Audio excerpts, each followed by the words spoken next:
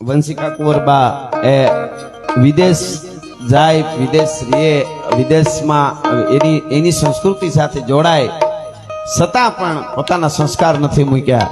એ આપણે જોઈ ત્યાં દેખાય. સોનાએ એકવાર પિત્તળને કીધું કે પિત્તળ તું તો બહુ ઉજળું લાગે છે. પિત્તળે કીધું કે એટલે તો તને કહું છું સોના, મારી યારે ભળી જા, મને તારી યારે ભેળવી લે તો તું ઉજળું લાગ અને તારું વજન એ વધી જાય. ત્યારે સોનાએ કીધું કે પિત્તળ હું તારી યારે ભળી જાઉં તો મારું વજન વધી જાય, હું ઉજળું લાગુ પણ મારું વલું, મારું કેરેટ ઘટી જાય. એ વજન વધારવા સારું થઈને કઈ કેરેટ થોડા ઘટાડાય છે. એમ તમે કમાવો, આનંદ કરો, વિશ્વના કોઈ દેશમાં રહ્યો પણ આપણી પરંપરાને ન ભૂલાય, એટલે એમાં બધું આવી જાય છે. એવું સંસ્કારી પરિવાર છે અને એ સંસ્કારી પરિવારને ત્યાં જ્યારે મળ્યા છે એટલે મારે આ દુહાઓ અને વાતો. એક વાત યાદ આવી ગઈ મને, સિસોદિયા પરિવારમાં છે એટલે છંદ ગાતા ગાતા વચ્ચે મેવાડની જે હું વાત કરું છું, ઉદયપુરના એક મહારાજના દીકરીબા અને એના કેસરીસિંહ કરી અને રાજપૂત એમની સાથે વિવાહ થાય છે, કેસરીસિંહ સાથે. અને એક ને એક દીકરી ઉદયપુર મહારાજના, સિસોદિયાના દીકરી, અને બહુ લાડકા દીકરી. પછી તો શું બહુ લાડકા, બહુ લાડ લડાવેલા એટલા બધા. તો એ દીકરીને લગ્ન થયા એટલે હાહરે ગયા. હાહરે ગયા પછી થોડા બહુ, કારણ કે ઉદયપુર એવડું ઓલું તો નાનું સ્ટેટ હતું અને ઉદયપુર એવડું બધું રાજ, અને એ દીકરીના લગ્ન થયા એટલે ત્યાં એમને કોઈ કામકાજ સીધે ને તો મજા ન આવે કાંઈ. એમાં થોડું એમના પતિ સાથે આમ એમ કે ભાઈ મને, હું ઉદયપુર મહારાજની દીકરી છું ને એમ હું કહું એમ બધું થવું જોઈએ ને એવું કરવા માંડી દીકરી. એટલે પછી એમને બોલતા બોલતા દીકરી પિયર આવે છે ને, કેસરીસિંહ એમના જમાય ઉદયપુરના. એટલે એમણે કીધું કે તમે પિયર આટો મારી આવો તો તમને થોડુંક સારું રહે, એમ તમને હમણાં હરખું નથી એવું લાગે છે. આવે છે અને એમાં આવી અને પછી બધી વાત કરે છે કે મને મારું નિયમમાં અપમાન બહુ થાય છે ને, હું ઉદયપુરની રાજકુંવરી કહેવાઉં ને મારું ત્યાં અપમાન થાય બરોબર ન કહેવાય ને, તમારા જમાઈ છે એ મને જેમાં આવે એમ ઓલું કરે છે, મને મારા હામાં બાંધે છે ને આવી બધી વાતો કરી. માં પાસે વાતો કરી.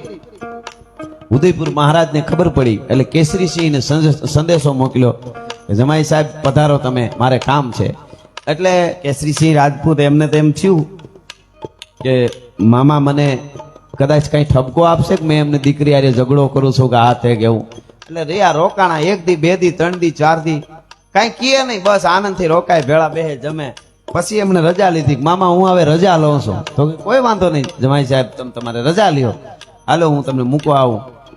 ઈ આમ ઝરૂખામાંથી એમની ઉદયપુર મહારાજની દીકરી એટલે આ કેસરીસિંહને આરે જે વિવાહ થયા ઈ રાજપૂતાણી અને એમના મમ્મી ઈ ઝરૂખેથી જોવે અને ઉદયપુર મહારાજ પોતે આમ નીચે મૂકવા આવ્યા, પણ નીચે મોજડીયું જે સાખડીયું પહેરી હતી એ હળી કાઢીને આમાં આગળ થઈ અને 2 મોજડીયું લઈ ઉદયપુર મહારાજ સિસોદિયા કુળ શિરોમણી એ રાજપૂત પોતાના જમાય ભાણેજ જે કહેવાય આપણે, તો એને આમ હળી કાઢીને મોજડીયું આગળ મૂક્યા, પહેરી લ્યો છો. અરે અરે અરે અરે મામા તમે આવું કરો છો? તો કે હા બરોબર છે, પહેરી લ્યો મોજડી. એ મોજડી પહેરી ઈ રાજપૂતાણીએ જોયું કે ઉદયપુર મહારાજ મારો બાપ કહેવાય, સિસોદિયા કુળ શિરોમણી, ઈ જેની મોજડીયું ઉપાડે ઈ મને થુકારા કરે, ગમે એ કરે, મારે સમજી જવું જોઈએ, કોઈ દી હવે પાછું આવવાની વાત ન કરાય. સંસ્કાર કેમ અપાય? આ વાત અમારા બળદેવ બાપુ નરેલા એક જગ્યાએ લખેલી છે કે પોતાનો બાપ કે જેનો અંગૂઠો ધોઈને પીધો છે કે એની દીકરી જો હું એની મોજડીયું ઉપાડું છું, તને તુકારા કરે કે તારે એના માટે ગમે એ કરવું પડે, એ મંજૂર હોવું જોઈએ તને. આમ સંસ્કાર અપાય, આવી રીતે આ સંસ્કાર એવડું મોટું.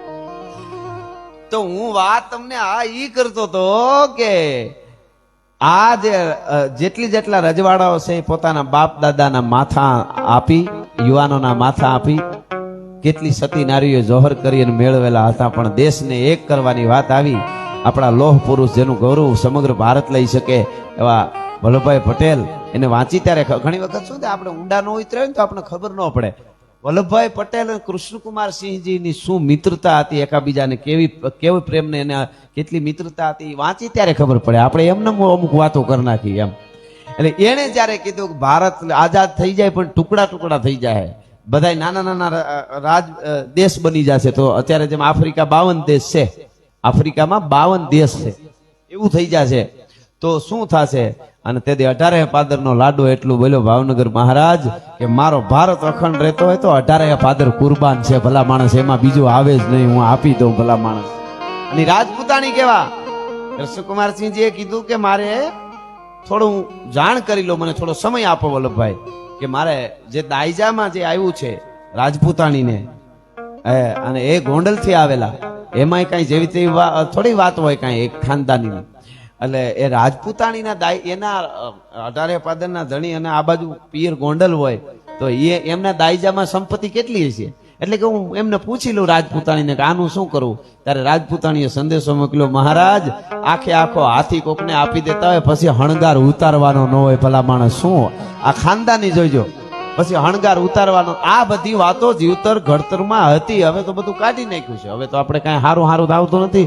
યુવાનોને કહું રોલ મોડલ હવે કોણ આવી ગયા, બધા ઓલા બોલીવુડ વાળા પાવડરિયા, ધોળું પાવડર હું કે ઉભા થાય બેડમાંથી, કંડલા પકડાય, પોલીસ બચારા કેટલાક જોડે, આમ પકડ જાવ તો અહીંયા પીપાવામાં પકડાય, મુંબઈમાં પકડાય, દિલ્હીમાં પકડાય.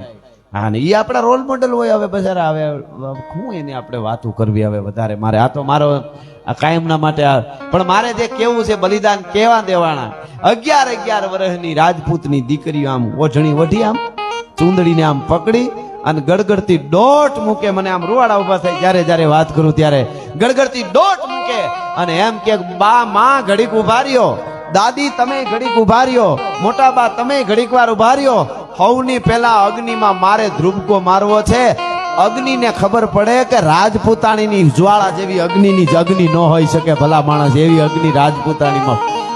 11 વર્ષની દીકરીઓ. ત્યારે ભારતને હજી ભારત કહેવાય કેટલી સભ્યતાઓ આવી અને વહી ગઈ. અને ભારતની આપણી અડીખમ સભ્યતા ગંગાની ધારા જેવી એમનેમ ઊભી છે. એ એમનેમ નથી, એની પાછળ નકરે ખાલી જીને કે હે 4 દિન બાકી હે 4 દિન કુંડાળા કાઢવા નહીં, સારું કરવા. આ એના માટેની વાત નથી. આ એમ આ પરિવાર સિસોદિયા પરિવારે આવો કાર્યક્રમ રાખ્યો સંસ્કૃતિ જબર મંગળ અવસરમાં. એટલે મને થોડી આ વાતો આવે, પણ મંગળ અવસરમાં માતાજીને સ્તુતિ થોડી પ્રાર્થના દુહાસનથી કર્યું કે આ પરિવારના આ મંગળ અવસરને કાયમના માટે મંગળ રાખે અને આવા રૂડા અવસરો થતા રહીએ અને જોગમાં એના ઉપર ખમકારા કરતી રહીએ. એટલે દુહાસનથી થોડી શરૂઆત કરીને આગળ મોજ આવે એવી વાતો હું કરી છે. એટલા માટે તોય ધકમાર ધારા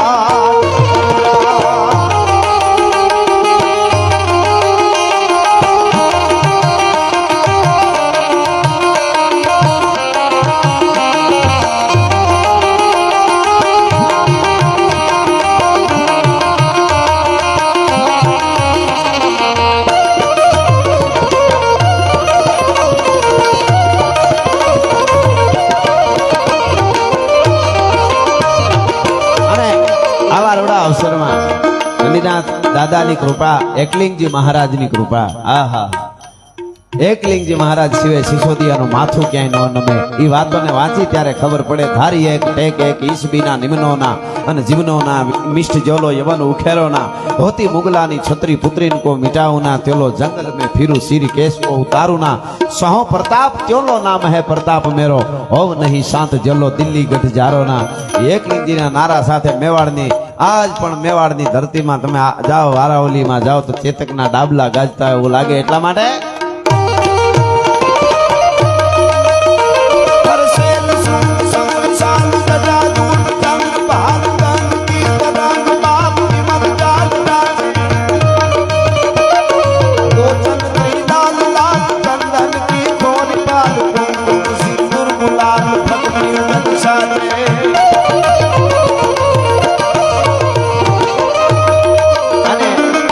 ખાસ કરીને આ મંગળ અવસરમાં રૂડા અવસરમાં મળ્યા છે એટલા માટે આપ બધાને કહું કે સારા આપણી સંસ્કારની જે વાતો, જે 16 સંસ્કારમાં જે 10 માં સંસ્કાર લગ્ન કહેવાય છે, વિવાહ કહેવાય છે, એમાં જેટલા મહેમાન મય અહીંયા આવ્યા હોય એની અંદરનો જે આનંદ હોય, એની અંદરનો જે મોજના ફુવારા છૂટતા હોય, એ મહાદેવ ભોળિયો નાથ અને એકલિંગજી મહારાજ કાયમના માટે એના હરખને એમનેમ રાખે એવી પ્રાર્થના સાથે અહીંયા અમારા કવિ કહે છે.